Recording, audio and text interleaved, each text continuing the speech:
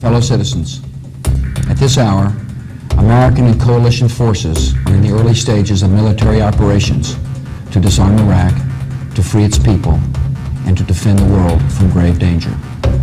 The United States of America is a repeat offender when it comes to arming criminals, terror groups, rogue regimes. In a recent Vice News interview, President Barack Obama blamed the existence of ISIS on the United States' invasion of Iraq in 2003. In 2014. You Americans have created the This is a Islamic British State. firm I'm quoting now. Well, okay, the Islamic State We has been created the Islamic State? by the American policy. America feeds the global war machine. American weapons are being used to undermine what American governments say they are fighting for: international peace and security. Hey guys, welcome to this new podcast where we're going to talk about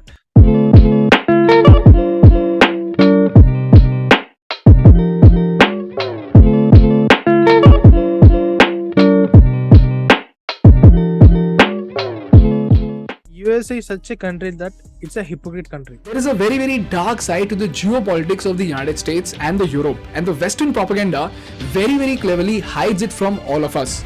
And once you understand the ruthless actions of the West, it will make you question if they're really ambassadors of peace or just ruthless hypocrites who act only for their profits and not for the peace of the world. In fact, recently, the Foreign Minister of India even pointed out the hypocrisy of the West in many of his interviews. USA जो country है ना, खुद में थोड़ा सा मैं पहले भी कहता हूँ, आज भी कहता हूँ कि यूएसए कंट्री है जो अपने नेशनल इंटरेस्ट के लिए काम करती है। हर कंट्री दुनिया में अपने नेशनल इंटरेस्ट का, अपने देश की में जो जरूरत है ना, उसके लिए काम करती है। अब देखो वर्ल्ड में कंट्रीज तो बन गए, बट किसी कंट्री के पास कुछ ऐसा चीज रहेगा जो दूसरे कंट्री के पास रहेगा, और किसी कंट्री के पास ऐसा रहेगा जो उस कंट्री के पास नहीं है। अब जैसे इंडिया में देख लो, मिनरल्स इंडिया में बहुत कम है, जैसे कि पेट्रोलियम प्रोडक्ट्स इंडिया में है ही नहीं। इंडिया में पेट्रोलियम है ही नहीं, पेट्रोलियम का जो क्रूड ऑयल इंडिया में है ही नहीं है। हार्डली कहीं आप देखोगे गुजरात में कुछ अंकलेश्वर रहेगा, या फिर डिबोटी आसाम में या अरुणाचल में, वो हार्डली कहीं ना कहीं, आसाम ही है, कुछ कहीं ना कहीं मिलेगा। तो अब eight the end of the day what needs is people interest match हो रहा है तो इट्स ऑल गुड। यही अब ये देखो वर्ल्ड वॉर 2 में थोड़ा मैं और बैक जाता हूँ अमेरिका का हिस्ट्री में। अमेरिका की हिस्ट्री आप देखो 1939 में जब वर्ल्ड वॉर स्टार्ट होता है ना, वर्ल्ड वॉर सेकंड स्टार्ट होता है, तो अमेरिका यही कंट्री है जो जर्मनी को भी गन्स बेचता है, रशिया को भी गन्स बेचता है, फ्रांस को भी गन बेचता है, इंग्लैंड को भी गन बेचता है। The United States thinks war is war, but business is business. मतलब सब कंट्री को ये बैक एंड से जो फंड बेचता है और खुद वॉर में नहीं जाता है। तो इससे वो कर क्या रहा है, अपना इंडस्ट्रियल रेवोल्यूशन को बढ़ा रहा है। बराबर इंडस्ट्रियल रेवोल्यूशन जो है उसका, वो एमिनेशन, वो डिफेंस में तो बढ़ ही रहा है obviously. Eight the end of the day वो प्रॉफिट कमा रहा है ना, उसको प्रॉफिट कमाने से था, वो दो दुनिया को केवल लड़ा रहा है और अपनी जेब भर रहा है, वही कर रहा है ना अमेरिका। पर जब हम देखते हैं कि जब जापान ने अटैक किया अमेरिका पे, पर्ल हार्बर पे अटैक किया, जब पर्ल हार्बर पे अटैक करके 2-3 हजार नेवी के सैनिकों को मार दिया जब उसने जापान ने, तब रूजवेल्ट को लगा कि नहीं अब बहुत हो गया, अब तो ऑफिशियली एंटर करना पड़ेगा। और अब देखो वो तब एंटर किया जब उसके सैनिक मरे, है कि नहीं? तो जब तक 2 देश के सैनिक मर रहे थे उसको कोई मतलब नहीं था, उसको लगता कि हाँ लड़ो, मेरे से गन लेके जाओ, मैं कुछ सप्लाई करूंगा, मैं पूरा दूंगा। ऐसा नहीं लग रहा कि गैंग्स ऑफ वासीपुर में रामाधीर सिंह और 2 गुंडे हैं सामने, है ना? कि हाँ दोनों वो दोनों भाई दूसरे को मार रहे हैं, फायदा रामाधीर सिंह का हो रहा है कि नहीं? बराबर ये सेम गेम अमेरिका माइंड में खेल रहा है। और फिर जब धीरे धीरे जब टाइम चेंज हुआ, जब वर्ल्ड वॉर 2 खत्म हुआ 1945 के बाद, और जब वो होता है, क्या कहते हैं, हम देखते हैं कोल्ड वॉर स्टार्ट होता है। कोल्ड वॉर में क्या चाहती है सब कंट्रीज, आइदर मैं डेमोक्रेटिक जाऊं, आइदर मैं रिपब्लिक जाऊं। और जब यही अमेरिका जब ईरान में घुसता है तो बोलता है we are doing for the development of Iran, we are doing for the people's development in Iran. और यही यूएसएसआर जब अफगानिस्तान में घुसता है तो कहता है कि इस्लाम के ऊपर खतरा है, आपके कल्चर को बिगाड़ रहा है, आपको ये बिगाड़ रहा है।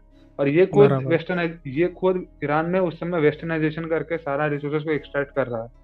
यही जब यूएसएसआर कर रहा है वहां पे, क्या कहते हैं, अफगानिस्तान में कर रहा है कि no it is a threat to Islam culture, it is a threat to Islam के ऊपर खतरा है। ये सी बातें बोल के ना वो कहीं ना कहीं वर्ल्ड में बताना चाहता है कि it is something like USA ये बोलना चाहता है पूरे वर्ल्ड में कि हम कर रहे हैं तो बहुत सही है, दुनिया कर रही तो गलत है। गलत है, हाँ, ये वही तो बोल रहा हूँ, सही है। यूएसए पूरे वर्ल्ड में ये बताना चाहता है कि we do for the sake of humanity, we do for the sake of humanity and humankind, for the mankind. What other do, they are for the sake of brutality, वो humanity को kill कर रहे हैं, हम humanity को save कर रहे हैं। ये जो है ना, ये एंगल हमेशा से अमेरिका एक्सेप्ट मतलब वर्ल्ड को प्रोजेक्ट करते आया, और कैसे करते आया, अपने नीड्स को, वर्ल्ड के नीड्स बता के उसको फुलफिल करता आया। Educate the world about the potential threats that they would eliminate because they are the saviors of the world. Isn't it? वो बताया कि वर्ल्ड को कि टेररिज्म खतरा है। जब अमेरिका कहता है ना तो पूरा वर्ल्ड मानता है, क्योंकि अमेरिका वर्ल्ड में मैक्सिमम कंट्री से ट्रेड करता है। सब बोलते हैं राजा कह दिया एक तरह से तो हमको मानना पड़ेगा, बस तुमको लड़ना पड़ेगा। वही जब अमेरिका 2000 में जब मिलेनियम स्टार्ट हुआ था 2000 का, तब अमेरिका सोचता था कि उसकी आवाज दुनिया की आवाज है। अमेरिका का माइंड ये था, मेरी आवाज दुनिया की आवाज, मैं कहूँ तो दुनिया का है। ऐसा क्यों? क्योंकि वो दुनिया के eight the end of the day economy जो कंट्री की वो बहुत मैटर करती है ना, इकोनॉमी। बराबर, हाँ। आप भले कितनी अच्छी भाषण दे दो, आप भले कितना अच्छा गोली बंदूक चला लो, at the end of the day खाना चाहिए, खाने के लिए पैसा चाहिए, पैसे के लिए इकोनॉमी चाहिए। आपने इकोनॉमी नहीं है तो कोई कितना बोल के भी कुछ नहीं है, बोल के तो आदमी का पेट नहीं भर सकता ना। हाँ, इकोनॉमी तो करना पड़ेगा ना। हाँ, बराबर, वो तो है। Economy is a backbone of any country. वही। और एक क्या डाउट है बोले तो देख, यूएसए को क्यूबा में कंट्रोल चाहिए था जब चे गुवेरा था, तो उन्हें क्या करा, फेक वाला एयरप्लेन से क्रैश में थ्रेट बता के उस पर अटैक कर दिया यूएसए। तो क्यूबा को, चे गुवेरा को मार दे के बाद में क्यूबा को ले लिया अपने हाथ में। तो मतलब मेरा क्या सीन है बोले तो, मिडिल ईस्ट कंट्री ऐसा कंट्री है, और ऊपर से अपना गद्दाफी लीबिया का प्रेसिडेंट, जब गद्दाफी क्या कर रहा था, जब सोने में कर रहा था, जो भी ट्रेड कर रहा था सोने में कर रहा था। तू मेरे से पेट्रोल खरीद यूएस, मैं तेरे को डॉलर्स में नहीं खरीद, डॉलर्स में नहीं लूंगा, मैं सोना में लूंगा। क्योंकि उसको मालूम है गद्दाफी को, क्योंकि अगर मैं डॉलर्स में लिया समझो तो वो कभी कम हो सकता, कभी घट सकता, वो यूएसए के ऊपर रहता वो।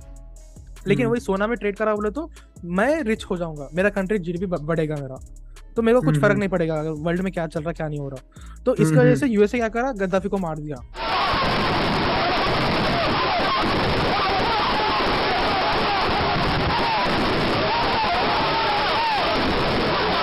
कुछ ऐसा मतलब थ्रेट दिखा के। फिर बाद में अब ईरान में सद्दाम हुसैन का बहुत दबदबा था, और ऊपर से मतलब कल्ट फैन थे सद्दाम हुसैन के, बहुत फैन थे उसके। हाँ, बहुत कल्ट फैन थे, ऐसा था मतलब डाइहार्ड फैन थे पूरा। लेकिन यूएस को क्या है, ऑयल होना था उसको, क्रूड ऑयल, क्योंकि अगर ईरान से ऑयल खरीदेगा तो मतलब ये सुपर पावर नहीं बनेगा ना ये।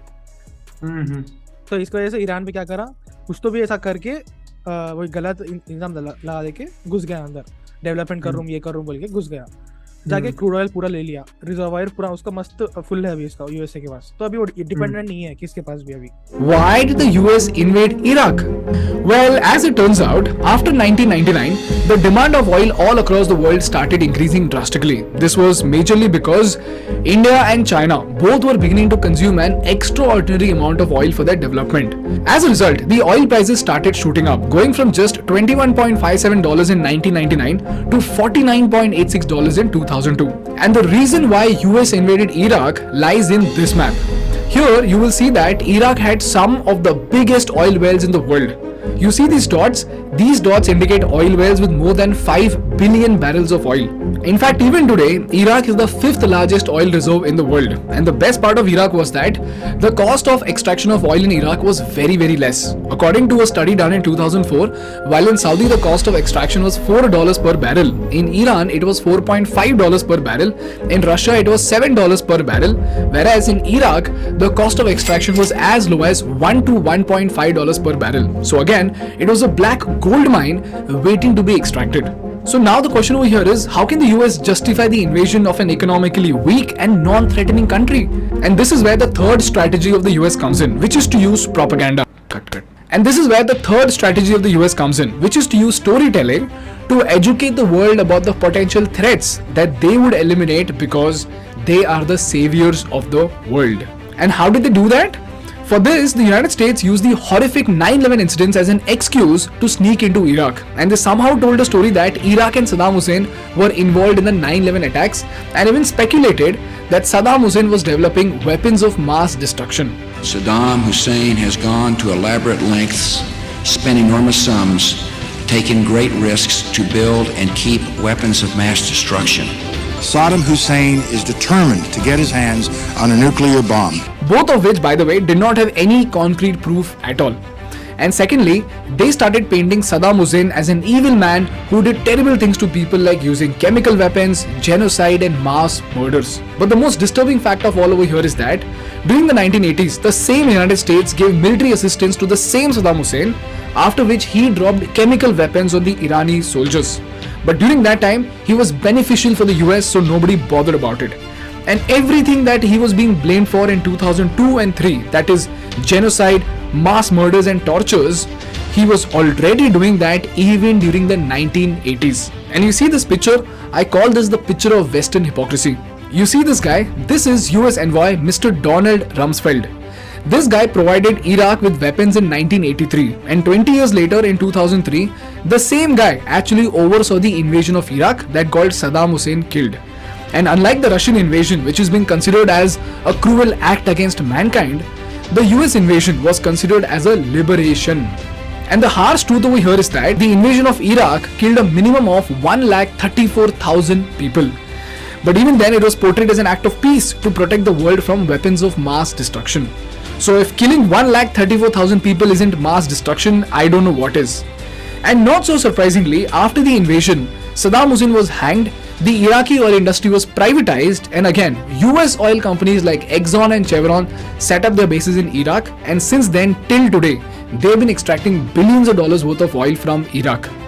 This is how the United States plays the Game of Thrones of geopolitics using warfare, weaponizing and storytelling.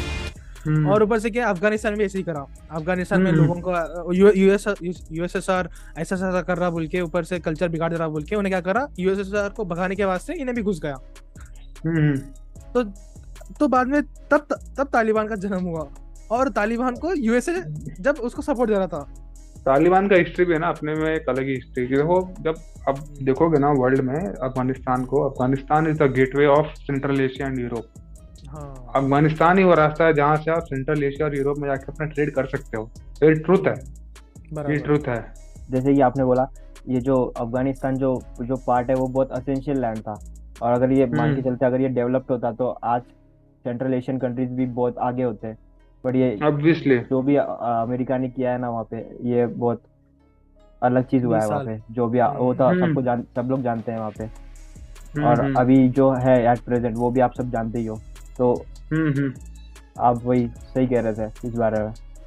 वही, अब देखो अफगानिस्तान जो कंट्री है ना, उसके बाद एक टाइटल जाता है, पता है, it is the graveyard of all empire. सारी एम्पायर वर्ल्ड की यहाँ पे आके डूब जाती है, बराबर कबर में आके लेट जाती है। वो अफगानिस्तान में एक टाइम पे रशिया भी डूबा था उधर आके। और क्या, वो देखो रशिया कैसे डूबा था उसका भी एक अच्छा हिस्ट्री पता है। रशिया क्यों भागा उसका भी कुछ हिस्ट्री। कहते हैं कि रशिया है ना, जब एंटर करा था अफगानिस्तान में, तब उस समय उससे पहले रशिया ऐसे ऑटोमेटिकली एंटर नहीं करता है अफगानिस्तान में। कहते हैं कि जो एक किंग थे वहाँ के, अफगानिस्तान के किंग थे, जो इटली जाते हैं अपना इलाज कराने के लिए, और उनके जो डिफेंस जो होता है ना, डिफेंस जनरल, वो वहाँ पे बोलते हैं, वहाँ के लोगों को बोलते हैं कि हम डेमोक्रेसी लेकर आएंगे, हम ये लेकर आएंगे, वो लेकर आएंगे बोल के लोगों को, वो है ना एक तरफ से क्या कहते हैं, उसके माइंड को वॉश करके बोलते हैं कि हम डेमोक्रेसी लाएंगे, हम इंडिया जैसी डेमोक्रेसी बनाएंगे, आपको इंडिया की तरह पावर्स देंगे। इंडिया का नाम लिया जा रहा था उस कंट्री में उस समय बताने के लिए कि हम इंडिया की तरह बनाएंगे। इंडिया उस समय कितना ग्रेट था। अब उस समय उन्होंने बताया, और ऐसा कह के बहुत सारे लोगों ने उनको एक्सेप्ट भी किया। अब उसके बाद जब धीरे धीरे जब आप देखोगे ना, वो जो कंट्री है अपने आप में, फिर 3-4 साल तक उसने कोई भी कॉन्स्टिट्यूशन नहीं बनाया। उसने बोला हम कॉन्स्टिट्यूशन बनाएंगे, उसने कोई कॉन्स्टिट्यूशन नहीं बनाया। उसने अपना राज चलाया, अपना पूरा राज चलाया। और नाम के लिए जब लोगों का भड़काव हुआ ना, तो उसने नाम के लिए एक ऐसी कॉन्स्टिट्यूशन बनाई जिसमें एक ही पार्टी, सिंगल पार्टी कॉन्स्टिट्यूशन, मतलब हमारी पार्टी लड़ेगी, आप हम ही को वोट करोगे, हम ही जीतेंगे बार बार। ये थॉट लेके उसने कॉन्स्टिट्यूशन, अब लोग समझ गए कि भाई ये हमको बना रहा है, अच्छा इसको नहीं जिताएंगे, इसको हटा देंगे। तब अफगानिस्तान में एक बहुत ही लेजेंडरी आदमी का नाम आता है जिसका नाम है नूर मोहम्मद तारिकी। नूर मोहम्मद तारिकी एक तरफ से रशिया से आदमी है, मतलब इनके जो सपोर्ट है इनको फुल रशिया की तरफ से, ठीक है। ये रशिया की तरफ से एक पपेट की तरह है, और ये वहां पे जाते हैं पूरा वेस्टर्न वर्ल्ड बना देते हैं, पता है आपको, ये अफगानिस्तान को पूरा वेस्टर्न वर्ल्ड बना देते हैं। अब इस बात को देख के अफगानिस्तान का पड़ोसी ईरान और उसमें बैठा है अमेरिका, उसको सहन ही नहीं हो पा रहा कि बस ये अगर यूएसएसआर यहाँ पे आ गया, ये तो सेंट्रल एशिया का गेटवे ले लेगा, और ये तो हमारे ये तो गया फिर हमारा तो ये तो कोल्ड वॉर की तरफ हो गया एक तरफ के। इस बात अब जो हमारे वो थे नूर मोहम्मद तारिकी, उन्होंने बहुत ही ब्रिलियंट काम किया, बहुत ही ब्रिलियंट। उन्होंने दुनिया के सबसे अच्छे हॉस्पिटल्स बनाए उस समय के, सबसे अच्छे स्कूल्स बनाए, यूनिवर्सिटीज बनाए, महिलाओं को फुल फ्रीडम दिया, महिलाओं को लिटरेट किया, पुरुषों को उनके बताया क्या करना है, कैसे नेशन को आगे बढ़ाना है, कैसे करना है। और कहते हैं कि इनके जो फाइनेंस मिनिस्टर थे ना, इनके जो फॉरेन मिनिस्टर थे, जो नूर मोहम्मद तारिकी के जो फॉरेन मिनिस्टर थे, इनका कहीं ना बैक एंड से कनेक्शन अमेरिका से था। ये कहीं ना कहीं अमेरिका को उन्होंने बोला कि बॉस हम आपको प्रेसिडेंट बना देंगे, प्राइम मिनिस्टर बना देंगे, आप उसको थोड़ा सा बाजू किल कर दो, सारा खेल हम कर लेंगे, आप उसको असैसिनेट करो, आप गद्दी हम दे देंगे। वो समझते अब अकेला आदमी जाकर तो नहीं कर पाएगा ना ये, तो कोई कैसे करेगा।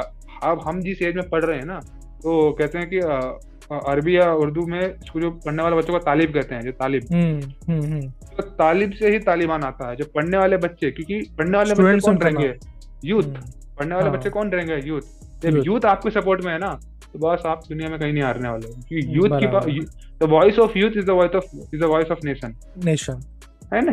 और यूथ कहाँ से आता है, 15 ईयर से लेके 59 ईयर्स तक, ये पूरा यूथ पीरियड है, 15 से लेके 59 ईयर्स। आप देखो हमारे पापा लोग भी यूथ पीरियड में आते हैं, अगर देखा जाए टेक्निकली तो ये सब जो लोग हैं, ये सब अगर आपके साथ खड़े हैं, तो मुझे नहीं लग रहा कोई भी आपको रोकने वाला है कि नहीं। हाँ बराबर। ये हुआ, आई गेस उनका नाम हफीजुद्दीन अमीन, जहाँ तक मुझे याद आ रहा है हफीजुद्दीन अमीन है उनके फॉरेन मिनिस्टर का नाम। तो उन्होंने तालिब को सपोर्ट किया, अब तालिब का सपोर्ट लिया ना, उन्होंने तालिब का सपोर्ट लिया, तब फिर वहां से तालिबान धीरे धीरे उठा। जब तालिबान धीरे धीरे उठा, तो अब ऐसा समझ लो कि तालिबान बन चुका था, बट तालिबान में अलग अलग ग्रुप्स बन चुके थे कि हम यहाँ के तालिबान है, हम वहाँ के तालिबान है, हम यहाँ के तालिबान। तो इन सबको भी तो एक आदमी होना चाहिए ना जो कंट्रोल करेगा, इन सबको भी एक आदमी। तो वो बना मुल्ला, वो बना ओमर था उसका नाम, ओमर। अब ओमर ने ना इतना बढ़ चढ़ के उसमें भाग लिया अपने देश को आजाद करने के लिए, उसने अपनी एक आंख तक गवा दी, इसमें एक आंख तक गवा दी उस आदमी ने अपने देश को आजाद करने में। उसके बाद जब हफीजुद्दीन अमीन ने तालिबान का सपोर्ट लेकर जब रशिया को भगा दिया, उस समय अफगानिस्तान नशे में झूम रहा, खुशी के मारे, अमेरिका झूम रहा मजे में, ईरान झूम रहा, यहाँ के पाकिस्तान तक झूम गया, मजा आ गया बॉस। यही चाहिए था अपने को, यही चाहिए था, ठीक है। अब क्या हुआ, 8 से 9 साल तक है ना हफीजुद्दीन अमीन की सरकार चलती है, और फिर उसमें सिविल वॉर होता है। सिविल वॉर क्या होता है, तालिबान जो लोग है ना हफीजुद्दीन अमीन को मार देते हैं, बोलते हैं कि बॉस तुम भी वही वेस्टर्न वर्ल्ड लेके आ रहे हो, तुम भी वही सब कर रहे हो, हमको एक्सप्लॉइट कर रहे हो, नहीं चाहिए।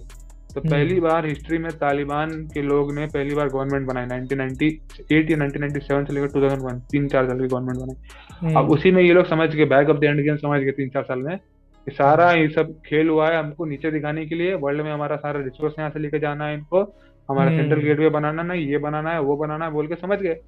और इन सबको समझने के लिए ओसामा बिन लादेन तो one of the greatest engineer, वो समझ गए कि boss eight the end of the day Islamism खतरे। क्योंकि देखो आप देखोगे ना, ओसामा बिन लादेन ने इन सब बातों के साथ भी और भी अदर फैक्टर्स हैं जिनको कहते हैं, जैसे कहीं मिडिल ईस्ट कंट्रीज में जब अमेरिका ने अटैक किया, सीरिया और वो जो कंट्रीज है, जो मिडिल ईस्ट के कंट्रीज है जो इजराइल से बॉर्डर रखती है, वहां पे जब उसने अटैक किया, तो वहां पे भी जो वहां पे भी पैलेस्टीन का कॉन्सेप्ट बहुत बड़ा कॉन्सेप्ट है। जॉर्डन, राइट, जॉर्डन और ये सब लीबिया, ये सब कंट्रीज में जब उसने अटैक किया, तब या फिर नाम मुझे मुझे करेक्ट याद नहीं, बट इतना याद है कि हाँ उसने कंट्रीज पे अटैक किया था, अमेरिका ने उस समय कंट्रीज पे अटैक किया था।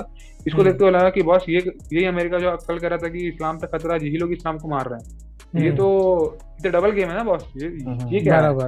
तो ये बात ओसामा बिन लादेन के दिमाग में रुकी नहीं, बोला कि नहीं ये तो बहुत गलत हो रहा, ये सबका मेन कॉज अमेरिका है, अमेरिका को मारना पड़ेगा, रोकना पड़ेगा इसको। तो उसने वर्ल्ड ट्रेड सेंटर पे जाकर अटैक कर दिया 9/11 जो मतलब है ना। मेरा एक डाउट है, मतलब देख अब जो भी कंट्री अपने हम पे मारने आ रहा, तो अपन डिफेंस कर रहे, मार रहे, जो भी गलत हो रहा अपने को देख रहे, कर रहे अपन, ठीक है। लेकिन व्हेन ओसामा बिन लादेन ऐसा मतलब तालिबान से था ना, तो ऐसा मार दिया, तो जॉर्ज बुश क्या करा, अरे टेररिस्ट बता दिया, अरे टेररिस्ट है, ऐसा मार दे रहा बोल के। मतलब मेरे को कहीं ना कहीं हिपोक्रेट दिखता, मतलब क्या बोले तो ऑब्वियसली हाँ, अरे क्योंकि देखो मतलब आप करेक्ट बोल रहे हो, आप एकदम एकदम करेक्ट बोल रहे हो। देखो वही अमेरिका, वही कह रहा हूँ, यही अमेरिका ने जब तालिबान को खड़ा किया था उसको उसमें टेररिज्म नहीं दिख रहा था। यही हाँ। तालिबान जब उठ के जब अमेरिका पे हमला करते तो उसको उसमें टेररिज्म दिख जाता है। देख रहे हो कितना एकदम, बराबर, हाँ। वो नहीं बोलता लूनी टून दुनिया मैजिकल वर्ल्ड कि हाँ हम पे हुआ तो हुआ। तो ये दुनिया आप देखोगे अमेरिका के साथ। मैं इतना बोलूंगा कि दुनिया में हर कंट्री है, कोई भी country irrespective of the name, सब कंट्री अपने नेशनल इंटरेस्ट के लिए काम करती है। देखो अगर वर्ल्ड में सभी लोग इतना पीस चाहते होंगे, इतना पीस, आप सिप्री की रिपोर्ट करो, सिप्री की जो रिपोर्ट बनाती है, सिप्री की रिपोर्ट बनाती है कि वर्ल्ड में 90% ऑफ जो एटॉमिक बम या न्यूक्लियर बम जो होते हैं यूएसए और रशिया मिलाकर 4,500 बम न्यूक्लियर बम लेके बैठे हैं लोग। और पीस के बारे में बात कर रहे हैं लोग खुद। 4,500 आप सोच सकते कितना बड़ा। इंडिया में 65-70, इंडिया में 165-170 है बस। इंडिया में 165-170 और 4,500, आप सोच सकते कितना नंबर होगा वो। क्या वर्ल्ड की 90% ये दो कंट्री लेके बैठी, और ये दो कंट्री वर्ल्ड में कोल्ड वॉर लेके लड़ी थी।